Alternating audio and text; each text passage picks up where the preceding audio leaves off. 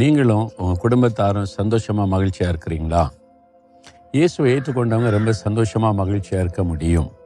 நம்ம வீட்டுக்குள்ளேயே சிலர் இயேசுவை ஏற்றுக்கொள்ளாமல் இருப்பாங்க, தவறான நம்பிக்கைகள் இருப்பாங்க, கடவுள் இல்லைன்னு சொல்லி வாதாடுவாங்க. அப்படி இருக்கிறதுனால அந்த சந்தோஷம், சமாதானம் பாதிக்கப்படும். இன்றைக்கி என்ன நாள் தெரியுமா? அதாவது தேசிய குடும்ப தினம், நேஷனல் ஃபேமிலி டே. யோசுவா 24:15 யோசுவா இந்த பக்தன் சொல்லுகிறார், நானும் என் வீட்டாருமோ வென்றால் கர்த்தரையே சேவிப்போம். ஒரே ஆண்டவர், ஒரே கர்த்தர், ஒரே நம்பிக்கை. அவரை உறுதியாக நாங்கள் குடும்பமாக பற்றி கொள்ளுவோம். அப்படி பற்றி கொள்ளும்போது குடும்பத்தில் தேவ சமாதானம், ஆசீர்வாதம், ஒரு பூரணமான ஒரு மகிழ்ச்சி நிறைந்து இருக்கும்.